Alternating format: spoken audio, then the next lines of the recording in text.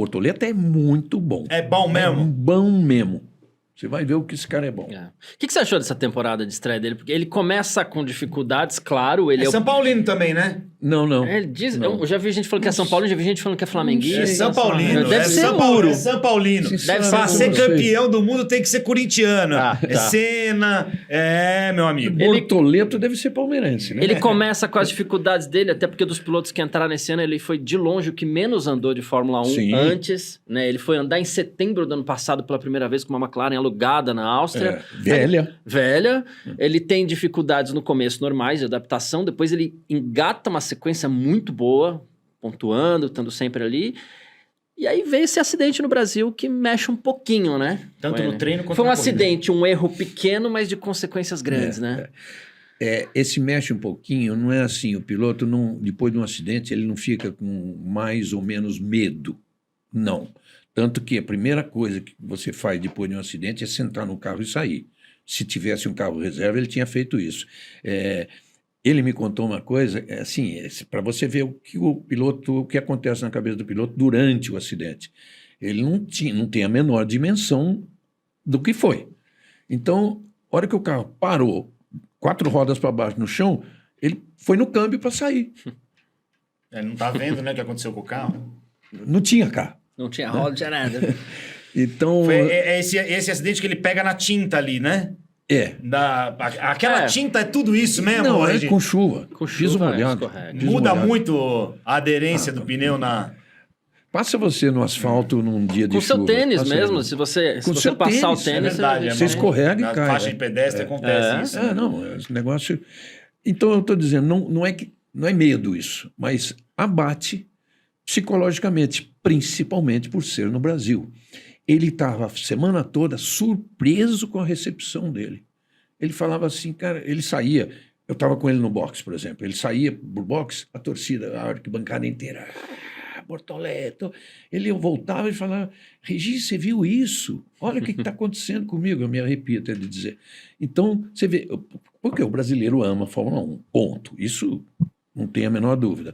O brasileiro amou a Fórmula 1 sem piloto, amou a Fórmula 1 sem com a campeão. sua licença, mas também por sua causa, tá? Você é responsável por isso também. Obrigado. Sem dúvida. Amou a Fórmula 1 depois da morte do Senna. Vou dar uma frase do Schumacher em 95, quando ele veio para o Brasil, no ano seguinte à morte. Ele viu a arquibancada lotada. Ele falou para mim, vocês merecem ter sempre um campeão do mundo, porque se na Alemanha tivesse acontecido o que aconteceu com vocês, isso aqui estava vazio. Quer ver? Schumacher falou isso. Schumacher falou isso. Então o Brasil merece mesmo isso. Então o Bortoleto estava nesse entusiasmo todo, aí acontece aquilo. Acontece aquilo, não o acidente da corrida sprint. A corrida sprint, claro que foi um erro dele, porque ele é arrojado, mas ele foi num momento assim, que não estava valendo nada.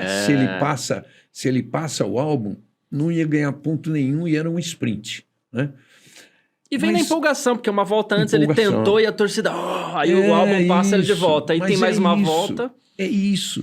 E mais, a equipe também, quando ele tentou, vibrou. Então, ele sabe que a equipe quer isso dele. Ele é um piloto muito arrojado, mas muito cabeça. Então, fez uma temporada de estreia maravilhosa, no pior carro da Fórmula 1. Em 2020, é o pior mesmo. Em 2024 era o pior. Hoje tem a Alpine, que é um pouco pior. Mas é ruim o carro. Em algumas corridas apareceu bem, e nessa do Brasil, o carro apareceu bem. Você vê que o Hülkenberg estava bem. Ele falou, pô, eu vou estrear no Brasil bonito. Pegou muito rápido a pista, né? Aí... Bom, tomara que tenha um ano bom de 26 o Bortoleto, né? A gente torce muito para isso. Vai ter. Uma coisa é certa. Esses 2 acidentes seguidos dele na primeira volta da corrida, Brasil e Las Vegas, se tivessem ocorrido no decorrer do ano de estreia, vamos lá, um na 6ª corrida, outro na 12ª, passava despercebido. Por azar aconteceram em 2 corridas seguidas, sendo uma no Brasil. Mas vocês podem esperar muito dele. Que seja um peso, né, para um garoto, sim, né, correr no Brasil. Sim. Coisa que o Rubinho carregou a carreira inteira. Aproveitar então para falar dos outros pilotos brasileiros. Antes do Rubinho, que eu acho que o Rubinho é um cara que é importante a gente falar. Mas o Massa tem alguma possibilidade de conseguir esse título? dividido com o Hamilton, não tem. É igual o Inter lá em 2005.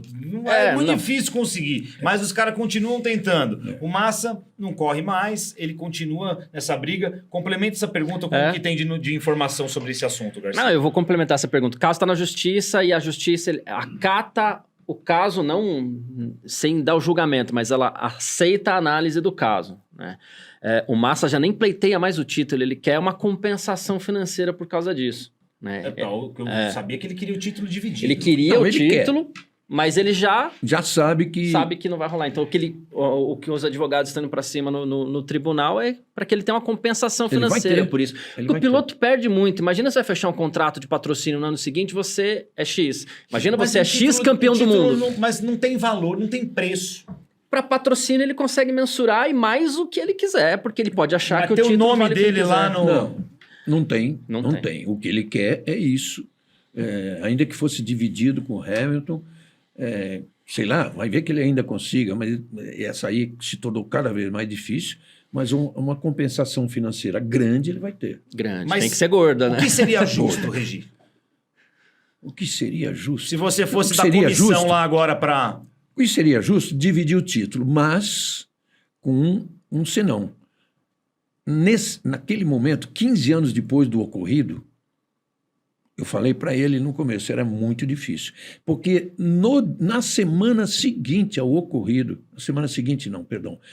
quando fiquei sabendo, quando já estava dito que era isso que tinha acontecido, eu falei para ele. Depois da Malásia? Foi Malásia, não, né? Foi Singapura. Mas não para mim é tudo o mesmo lugar. Não, porque logo depois... logo depois a gente não sabia ainda. Quando a gente ficou sabendo no ano seguinte, aí eu falei para ele, cara, a Ferrari é muito forte. Você pega um departamento jurídico da Ferrari, vai para cima disso aí. Ele falou com a Ferrari. Aí ele falou, a Ferrari não quis se meter. As equipes têm essa, elas têm um... Não são compadres, mas elas têm um negócio assim de não vamos ferir a Fórmula 1. Não vou brigar com a McLaren, vou brigar com a Williams. Porque é um negócio de todas, né? Em cima disso... Eles corporativos pra caramba. Em cima disso, eu não acho que ele optou também por não ir atrás. Quando eu digo optou, você tem opção, uma coisa e outra. Não que ele esteja errado, mas assim, eu não vou também arrumar confusão com a Ferrari, não vou arrumar confusão... Não é isso que ele... Por ele, confusão, ele arrumaria. Na época, arrumaria. Mas ele seria muito fraco, sozinho. Né? E não teria força nenhuma. Só que aí, o Bernie Eccleston, que é louco pelas frases... Adoro. As frases assim que viram notícia, tudo, falou o ano passado que a FIA já sabia de tudo. Pronto. Aí, era o que ele precisava. Aí era o que ele precisava. Pronto, bateu nisso e falou, vamos lá, se a FIA sabia, então vamos lá, FIA resolva.